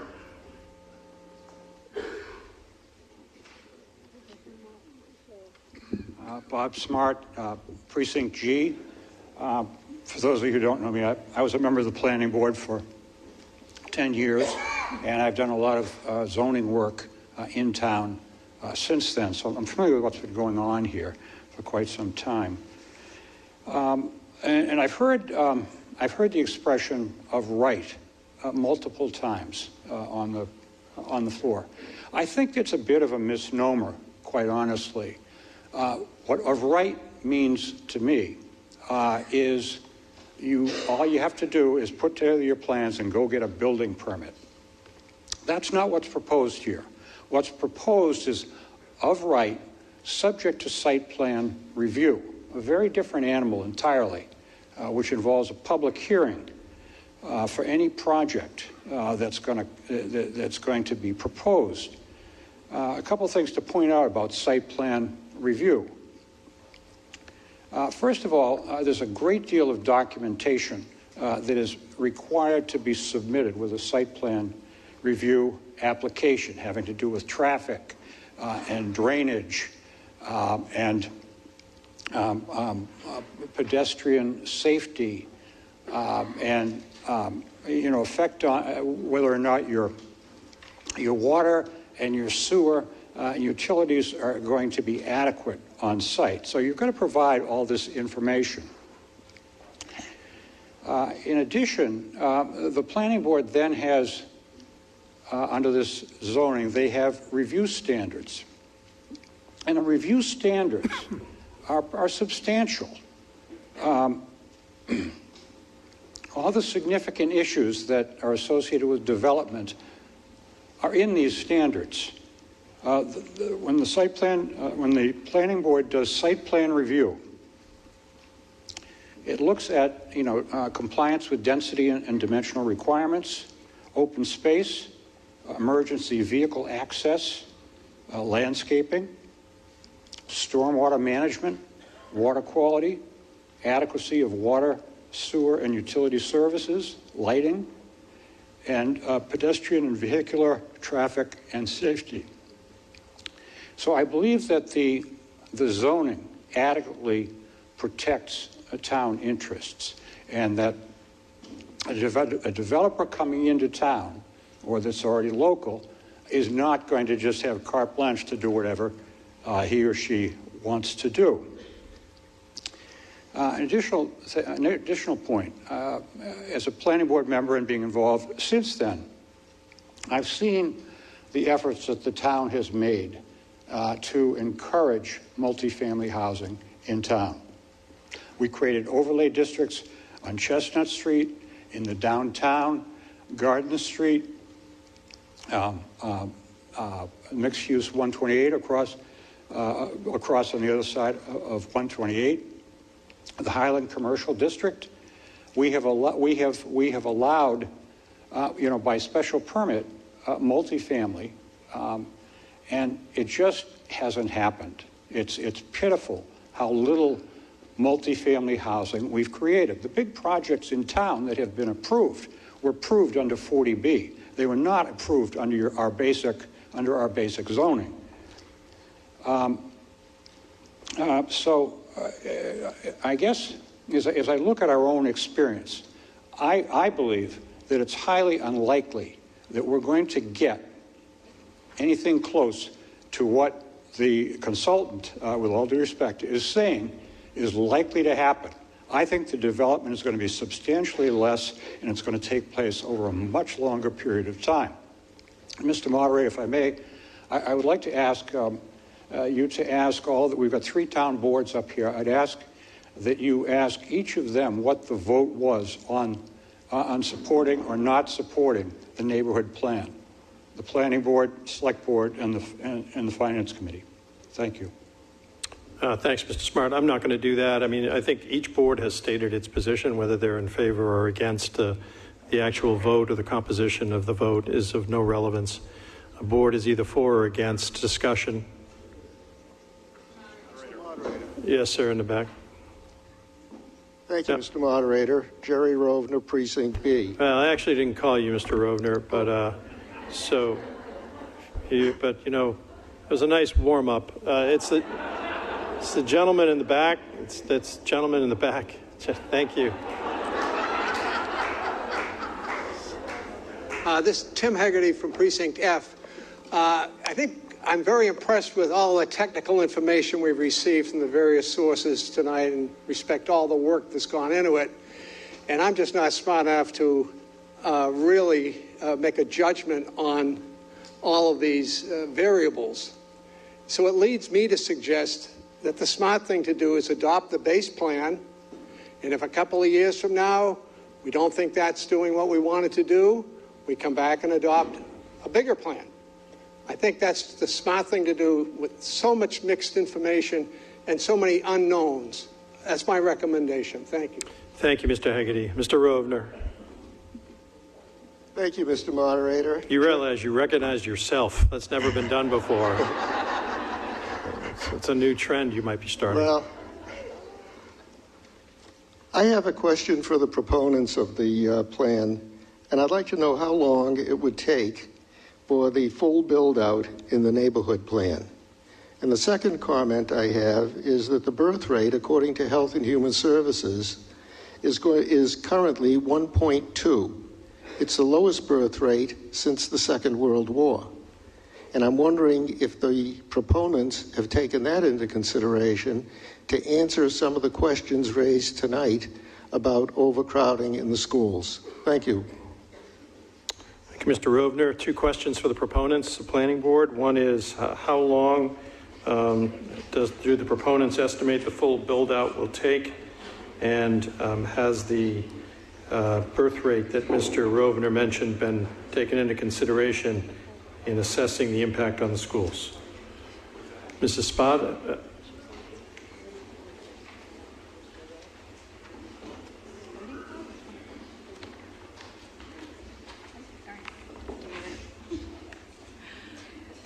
To do the entire neighborhood plan, it would be 34 years, but we don't believe it will ever happen because that would require, there are leases that are in these properties, and it would require everything to be demolished and everything to be rebuilt.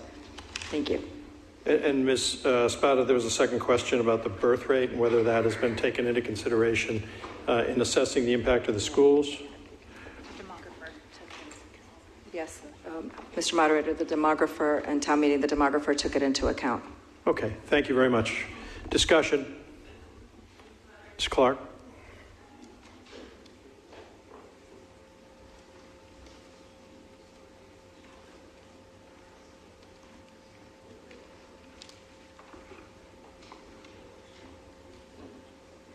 Holly Clark, Precinct D. I have also watched all the meetings. I have read through minutes. I've gone down the rabbit holes with people too. The bottom line to me seems to be this is really deregulation. It is trust the developer, give them the power to do what they want to do, and it will be what they choose to do. It will be what's in their economic interest. And there shouldn't cast any aspersions on that. That's just business. That's what they're going to do. And what concerns me about the way this plan is proposed is we could do this under our own zoning. We could do this all by special permit. And we wouldn't have to worry about the MBTA state funding. We wouldn't have to worry about what a developer comes in and how we could control it, because we could. Instead, we're giving away all of our ability to incentivize the things we're saying we want. We've heard a lot. We've talked about the need for senior housing and options for people. This plan does not incentivize any senior housing. It does have an incentive for workforce housing. That made it to the list. But senior housing did not make it to the list. We're talking about affordability. The school master plan is going to double our property taxes as we sit here now. It is important to think about how affordable Needham will be for everybody. And I will give you every dollar well spent, to be clear. But when we're talking about the schools can handle it or adjust, I think is the word that's been used. They can adjust. It's adjusting by making larger class sizes. And that was written down in the descriptions of this from the beginning. And it was pointed out from people from the beginning that that's a really high price to pay. It is too much, in my opinion. Other people may say, no, it's okay. But kids are not widgets. They really need the best to learn. And we've done a lot of work. We've paid a lot to have really good schools. And as we listen to this, all of this, I mean, I've heard about businesses. I want to have a vibrant business community too. But there's nothing in this plan that's going to say a worker is going to be able to live here. I'm sorry. You know, it's a much bigger problem than that. Like, you're going to have to think about wages. I'm sorry. Like, it's just reality. Like, we got a thing from the hospital. It will slow our hospital wait times. There's a workforce shortage in healthcare right now that is not going to be changed by changing our zoning so that developers can build things by right. And in terms of the review that we have put in here, what the planning board told us quite clearly is site plan review, you cannot deny the project. You can condition it, and the way our town is looking at site plan review, we're saying you can't even control, you can't require conditions off-site. Other towns are doing that, but we're not. So I don't think we should pretend that the site plan review is somehow this means to control things. It isn't. It's not special permitting. And by the way, our planning board gives it special permits. There may be other towns where that's what blocks development. That's not true here in Needham. We work with developers, we manage to get the conditions, and we approve them. So I would want to see us not do this plan. I would rather see it a better and more diverse approach to this. Because the other thing that happened here was the assumption that encouraging large developments was the way to go. We did not say, what could we do to get 3-family townhouses in town, where those owners have a much smaller margin for profitability. We didn't ask property owners in this area, like, what could we do to move forward? We've just made an assumption. And I think we give way too much control away that we don't need to do. And I take the concerns and the caution to heart. So I think we should vote no. And I think the work should continue and bring it back. Thank you. Thank you, Ms. Clark. Discussion? Yes, sir. Thank you, Mr. Moderator. I'm Jim Flanagan from Precinct G. I'm speaking in support of the neighborhood housing plan and to address concerns over school enrollment specifically.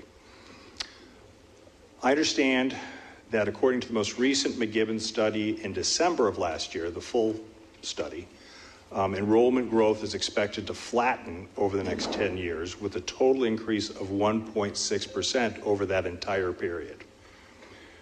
What's surprising is that there's any increase at all, because nationally, as was mentioned earlier, birth rates are down. Fertility rates in the U.S. and Massachusetts have declined over 20% since 2007. Enrollment in neighboring districts like Wellesley, Weston, and Newton has dropped. So there is talk of closing schools and actually opening enrollment to neighborhood towns, to neighboring towns. I understand why Needham has bucked the trend due to relative affordability, population growth, home turnover, and of course the quality of our schools. But how long will we run counter to the broader decline in births? This is a demographic, force going on. Especially as our cost advantage shrinks and more affluent households might consider private alternatives. I certainly don't have the answers, and I'm glad that NPS will address these questions with McGibbon in greater detail in December. In the meantime, we need to make decisions tonight. We can manage any minor increase that the Needham Housing Plan zoning might cause over many years. We won't see one of these units built for probably at least 5 years, not even one. Especially in light of the broader demographic headwinds I mentioned, hundreds of millions in school construction over the next 15 years, and the wonderful NPS leadership that has proven design and management skills to manage school populations. And the neighborhood housing plan will provide more affordable housing choices for our educators. Thank you. Thank you. Mr. Harkins.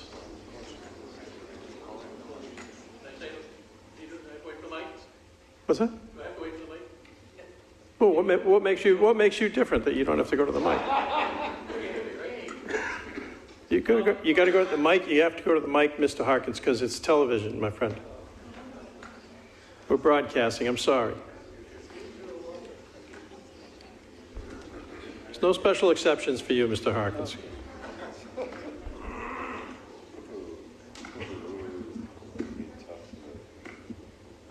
Thomas Harkins, Precinct G. I move the previous question. As to both amendments? Oh, everything, yeah.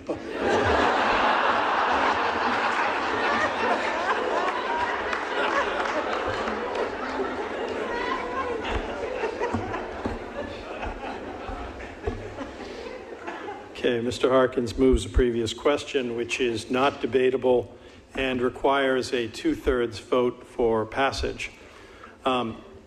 This motion to move the previous question applies to both amendments that are on the floor because, as you recall, discussion was joined for both amendments. So one vote on the motion would bring each of the amendments to an immediate vote. As I mentioned, it's not debatable. It requires a 2/3 vote for passage. Unfavorable action or a failure of the motion to move the previous question would allow discussion and debate to continue. Favorable action would stop discussion and debate. So, on Mr. Harkin's motion, the previous question, and I am asking all non-town meeting members to please honor what I said earlier and do not make a sound. On the motion to move the previous question, all those in favor, please signify by saying aye. Aye. Opposed by nay. Nay. The ayes have it, 2/3 declared on a voice vote. The motion carries.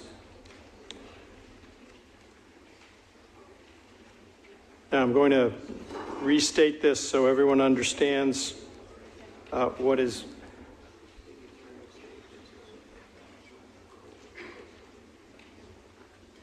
I'm going to restate this so that everyone is clear and understands what is before them. We are going to vote on two motions to amend. The first motion to amend is put forth by Mr. Crocker. It is a motion to amend the main motion under Article 8 of this town meeting. The text of the motion to amend is the content of Article 10 in your town meeting, special town meeting warrant. Favorable action on the motion to amend would alter or amend the previously passed content of the main motion under Article 8. Unfavorable action or a failure of the motion to amend would leave Article 8 the way it is. Using the words of the debate, favorable action on the motion to amend, as described in Article 10, would create the neighborhood housing plan. Failure of the motion to amend would allow the base compliance plan to stand, and that would be subject to another vote because we have reconsidered it. So I hope that's clear. On the motion to amend, all those in favor, please signify by saying aye. Aye. Opposed by nay. Nay. I'm in doubt. Chair is in doubt, and a counted vote is required. I'm going to call out some names, and I would like to ask those individuals to come forward. Could I have your cooperation and some quiet, please? We're voting, and I think I've said it before, this is the most important thing that we do. So I really need you to keep your patience up high. My 4-year-old granddaughter says, do this and throw away the key, okay? So that's what I'm going to ask until we're done voting. Could I see if Ms. Cindy Wolf, Ms. Teddy Eaton, Ms. Jane Murphy, Mr. Dick Riley, and Mr. Richard Cream, would you come forward, please?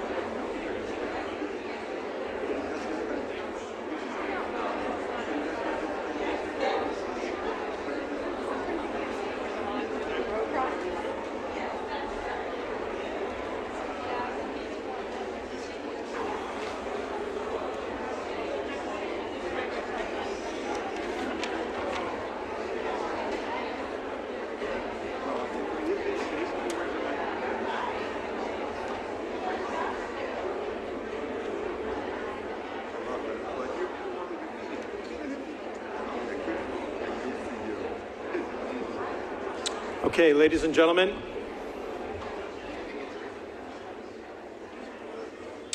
Ladies and gentlemen, we have a group of non-conflicted tellers who have volunteered to assist.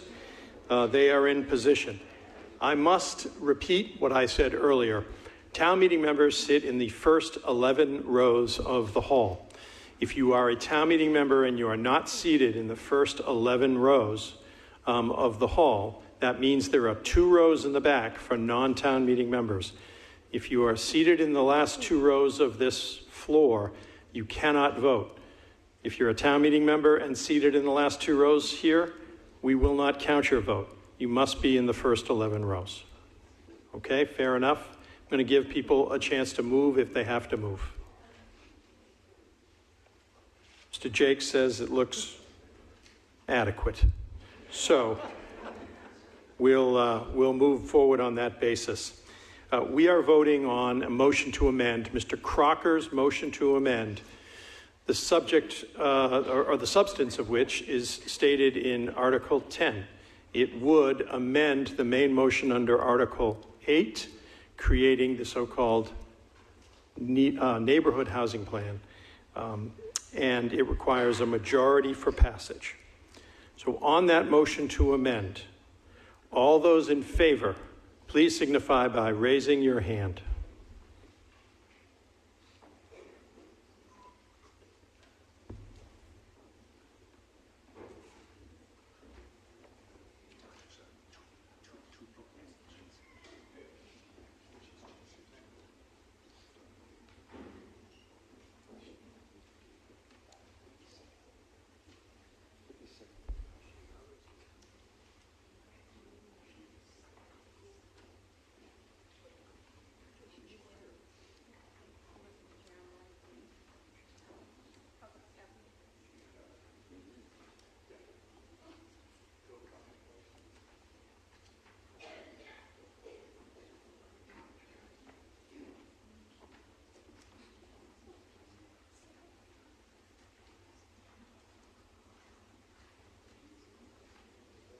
Is the count of the ayes complete?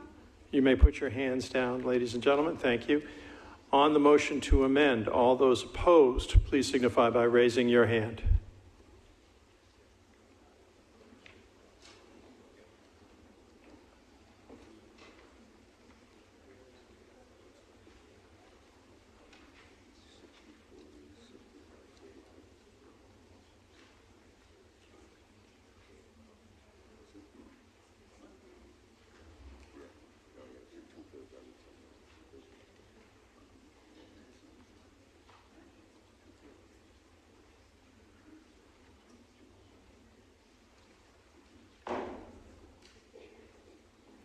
Tellers, is the count complete?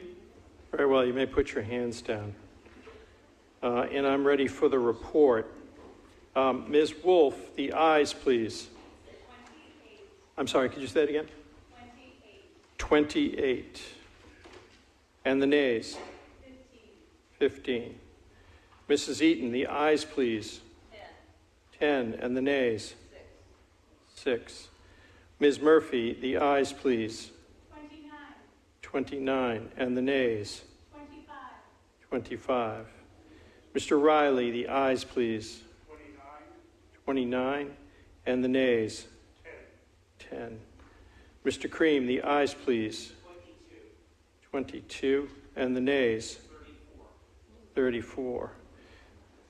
Thank you, tellers, for your service. I'm going to coordinate the count with the town clerk.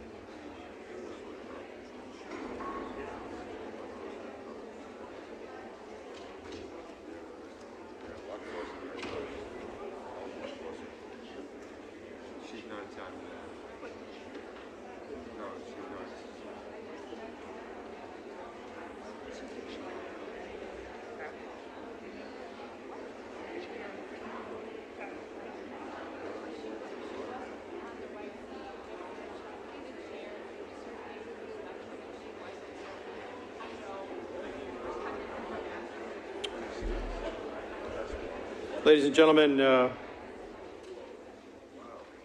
after consulting with the town clerk on the count, 118 in the affirmative, 90 in the negative, the motion to amend passes.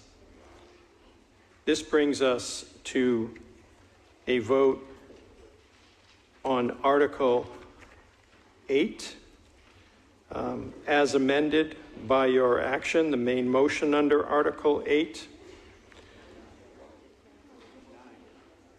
Under Article 8, I'm sorry, we're going to move to Article 9 first. No. You'll know what I mean.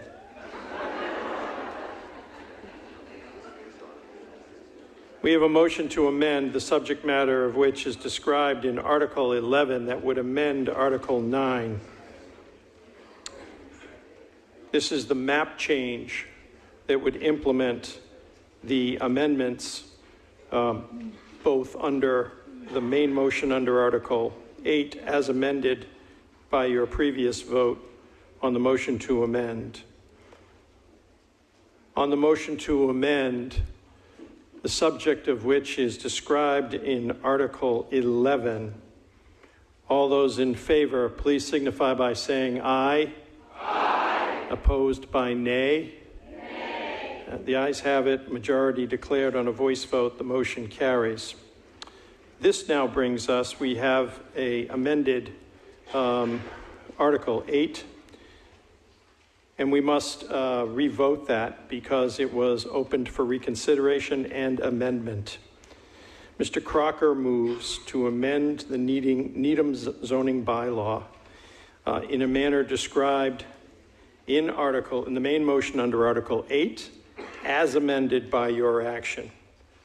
On the main motion of Article 8, as amended, a majority required for passage. All those in favor, please signify by saying aye. Aye. Opposed by nay. Nay. The ayes have it, majority declared on a voice vote. The next is the main motion under Article 9, as amended by your just completed vote on the motion to amend, the content of which is contained in Article 11. On the main motion under Article 9, as amended, a majority required for passage. All those in favor, please signify by saying aye. Aye. Opposed by nay. Nay. The ayes have it, majority declared on a voice vote. The motion carries.